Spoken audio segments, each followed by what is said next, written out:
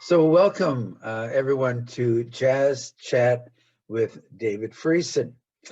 Today we have a very special guest. We go to jazz education for the topic today, and with an extraordinary person and musician, Paul Brewer. He is a native of Phoenix, Arizona. He is the president of the Arizona Association for Jazz Education. If any of this is dated, I'm sure Paul will bring us up to par.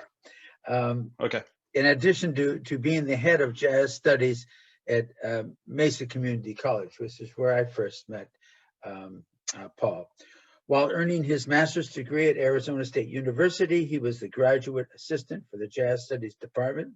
He has had the opportunity to perform with such great musicians as Peter Erskine, Ed Sonessy, Wayne Bergeron, Al Martino, Wallace Roney, and John Abercrombie, the late, great John Abercrombie. Paul is currently a freelance saxophonist, artist in residence at a few local schools, and adjudicator for marching concert and jazz band festivals. Paul Brewer, welcome. Great to see you again. Thank you for having me. Oh, I'm so honored to be here, man. Thanks for having me. You're honored? Why are you honored? Because you're interviewing all these amazing musicians, and then there's me, this lowly educator. But I'm very happy to be here. Well, a couple of questions. Okay. Why jazz education? Why did you pick that as your occupation?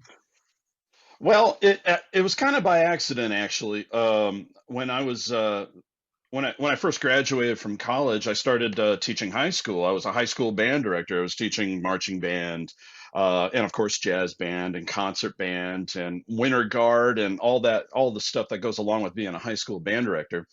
Well, it came to a point where the district I was in actually had a reduction in force, and the high school that I was at had two band directors, and the other guy signed his contract like a week before I did. So I got riffed, and I was like, well, now looks like a good time to go and work on my master's degree.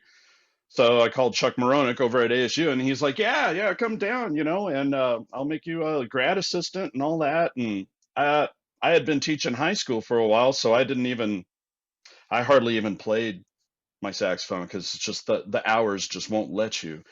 So kind of over the summer relearned how to play, and went to ASU, got my master's degree, and was the graduate assistant and all that stuff. And once I finished that degree, Fred Forney, whom you know, and by the way, a great concert with him, from what I understand the other day. Yeah, but he did very well. He called. He did very well, avoiding the Mack truck music of mine.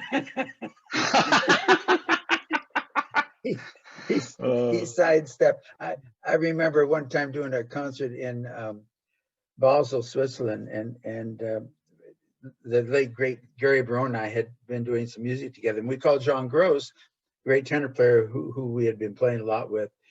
And John says, how's everything going, Gary? And he says, I just got run over by a Mack truck of David's music. I've seen some of your charts. I've seen some of your charts. I would definitely be like, oh my gosh, what do I do here? I think Fred did a great job, and it's great to have him up here. I bet. He is one of your mentors, Fred, right? He was, yes. He was one of my, because I actually went to Mesa Community College as a student first before I transferred and got my bachelor's degree elsewhere. But I was taught by Fred and taught by Grant Wolf, whom I believe you also knew. And but yeah, they were my musical fathers, so to speak. But yeah, like once I got my master's degree, Fred brought me on board, and I was teaching some bands and some combos, and then just kind of kept working my way up, and then here I am. I've been the director of jazz studies at MCC for 10 years now. Well, this is one of the reasons why I wanted to interview with you, because you are really Um, it seems to me like a great head of the jazz department. Thank The you. way you run the department, and it seems like the freedom you allow the musicians and the instructors, and you're always open to have me come in. I've been doing this at Mesa, what, almost 40 years. It was Grant who Hmm. first brought me there to do some things. Yeah. Um, but it seems to me when I walk into this beautiful brand new building, you remember as I do the other building that we had. It Right. was okay, Yeah. but this is a It great was okay. improvement. It got the job done, but it wasn't aesthetic by any means. There's there is a spirit of freedom. There is a spirit of not control and manipulation. And I always get this from the students when they ask the question. So we're doing a question and answer time. There's a spirit there um, in the people that you have working for you there. It's a great program, I think. And any students out there that are interested in going to one of the great jazz programs, I think, in the United States, and I've guessed at a lot of them, uh, almost all of them. This is one of the really great ones, as far as I'm concerned. Um, just Thank you. overall, the spirit of learning and not having to wade through condemnation and other things that can really get in the way of learning how to play. You know, how was it with the pandemic there? How did you deal with it? I've asked every interviewee Yeah. question. Well, it really turned everything upside down for us. I could talk specifically about the school. The school, well, it turned everything online. There were no more face-to-face classes at all. And as you can imagine, teaching any sort of ensemble online is pretty much impossible, Yeah. Oh yeah. or at least to do it in the way that we used to do it Of course. before the pandemic. So it was a lot of trial and error, probably more error than anything else. I tried so many different things of just recording with the kids, just with my budget, went out and bought a bunch of microphones and interfaces and checked them all out to the the big band, and that was mainly where all my budget money went. But they recorded some stuff. We tried to put it together, but it ended up kind of not the way I wanted it. It was really dirty, and everybody was recording at different sample rates, so that. And not to mention, like, you got the trombone player in there that you can hear him, and he's recording in his part, and then you got the dogs barking in the Yeah. background, because he's in a one bedroom apartment or something, Yeah. and just trying to make it work. So so it kind of changed from that to mainly it was just playing with the students. Like, I would play something, they would play something back. We would do different technical exercises, a lot of call and response things is kind of what it turned into. And it seemed like they were a lot more happy with that. I was definitely a lot more happy with that because I wasn't just staring at a computer speaking to it. I was playing and being more Right. interactive myself. Right. So Right. that's kind of how it ended up. And now in the fall, it seems like yes, finally we're going to get to go back face to face and actually start rehearsing in person again. We did have a few combos rehearsing this past semester, but more rhythm section combos, not really any horn players, and that turned out pretty well. But still, no concerts for them to play for. It was just kind of rehearsal groups, and that was where it lived. Tell So it me, was a little rough. um, how about the enrollment? Did it affect the enrollment now for the coming year? Yeah, it did. Yeah. Yeah, it really affected the enrollment. I think a lot of the students that had performance degrees in mind, uh, when they saw, all the professional musicians just all of a sudden no more work. I think when they saw that happen, they're kind of like, well, should I reconsider this? What if this is to ever happen again? So a lot of them changed degrees to not necessarily performance. They're still doing music, most of them, but a lot of them are switching to music education.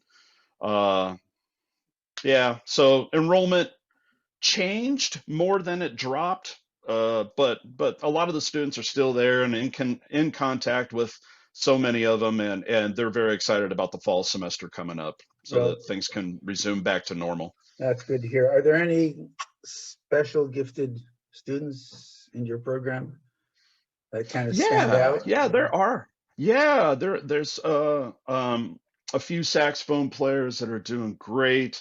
I've got this one really great up and coming bass player and a few drummers, and I've got two fantastic trombonists. Trumpets are up and coming. I've got a good lead player and a soloist that even though he's still working on it and trying to get it happening. He is just one of the most beautiful people in the world, and he just absorbs everything he hears, and he's one of those guys. So that's, yeah. How early did you start? I'm kind of going backwards here, but how early did you start as a young person growing up? Were your parents musicians, or how did you get interested? And was saxophone your first instrument? Okay. Well, my parents were not musicians. This is something I fell into kind of accident. I was the white kid, the token white kid in the Hispanic ghetto here in Phoenix, and there was a band program, and I was running around with all these hoodlums, and I'm like, wow, band. And it was one of those takeout band classes where I'm like, wow, really? I get to leave class? That sounds awesome. So I picked what I thought was the coolest looking instrument, which was alto saxophone, and that was what I started on, and I loved it right away. And yeah, I guess this would have been either fourth or fifth grade, I'm not sure, but continued on into middle school, just doing the band thing. And I didn't get exposed to jazz until maybe my sophomore year in high school, and probably didn't start to take it seriously till about maybe my junior year in high school. And then, yeah, transferred to community college and met Fred and Grant, and they're the ones that really got me. That's not true. My band director in high school got me into jazz. He was a guitarist and was a band director, and it was a magnet school. That was back when magnet schools were kind of the thing, because they were trying to attract certain colors to the school to try and integrate the school a little bit more and make it more well-rounded, diversity wise. So but yeah, he got me into jazz first, and then Fred and Grant ironed out all the wrinkles in me, I guess, and then continued onward and studied with Joel DeBartolo and for my bachelor's, and then went on and studied with well, Chuck Moronic and Russ Schmidt and Mike Coker for my master's degree. Um, who are your influences on sax? The people that you enjoyed listening to? My first influence was Bird. Oh, who's Just that? yeah, right.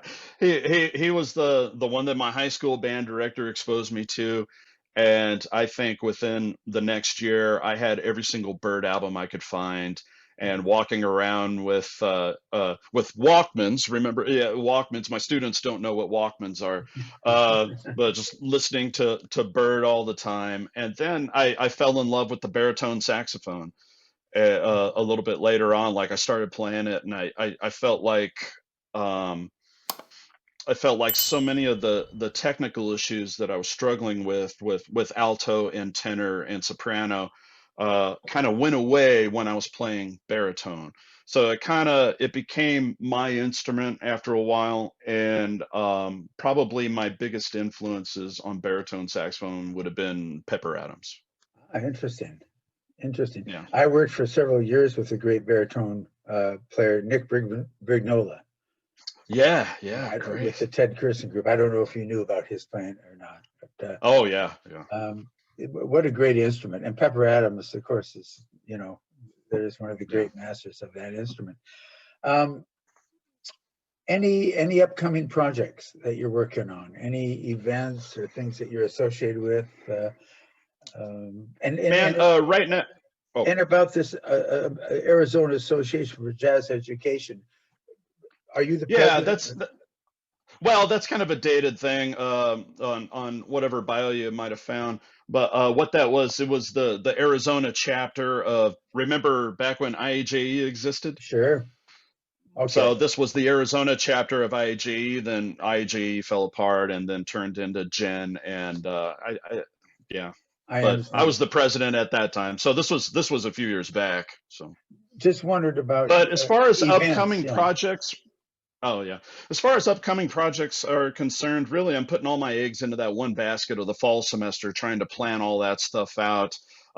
Because teaching has always been number one for me, playing secondary. So just trying to plan out the fall and spring semesters of next year so that we can really hit the ground running and have some happy students again. I am doing a recording thing with Nick Manson right now. You might remember Nick, great Sure. pianist. Sure. We're just doing a duet sort of thing, a Fantastic. few Chick Corea tunes in honor of Chick. And Yeah. Well, please give Rick my best. oh, sure, yeah, Um, to conclude, I mean, this has been great, Paul, and I have always considered people like yourself who've devoted themselves to teaching one of the really high callings. And I remember Joe Henderson and I, when we were on the road, we talked a lot about this, and he felt the same hmm way. One of the highest callings in terms of service. And people like you that are musicians like you, educators like you that are dedicated to it and make it possible for young people to have a chance to play and learn. And it's fantastic what you do.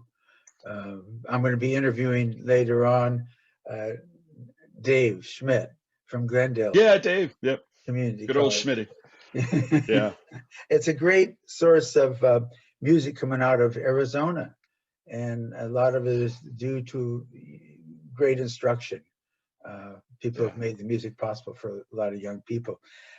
I ask all the people that I interview to conclude the interview by sharing some words of hope and encouragement to a broken world right now, what we're living in. It's a difficult time.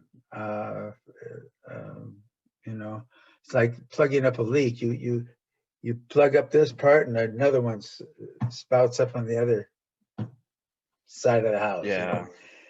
What can you say? Any words of hope or encouragement that you would be able to share with people? Well, I think personally that all these, like you said, the leaks that keep springing up, we just got to take them in stride, try and work through them. But the main thing is we can't have all this anger towards each other. We all do have our differences of opinion, and that's fine. Let's talk them through. Let's not get heated. Let's not do crazy things when we're heated. Let's learn to love each other. We're all in this together, especially with music. Like right now, things are starting to open back up. The gigs are starting to happen again. Things are being planned, and I hope that we won't have this era of artists fighting for the scraps, and kind of tomahawking each other in the back, so to speak, to try and get our hands on some of this stuff. Let's love each other. Let's help each other out. Let's support each other. That way, you know, when we come out of this, we're right back where we were before, and not continuing on with the fight. Yeah, It's yeah. those are good, helpful words, Paul. To all my viewers out there that are checking this out, stay well, be healthy. God bless you all, and thank you so much, Paul, for being willing to do this interview. It's been a real pleasure, man. Oh, thank you, David. It's so much fun, and I truly am honored to be here. And thank you so much for having me. My pleasure, man. Bye Bye.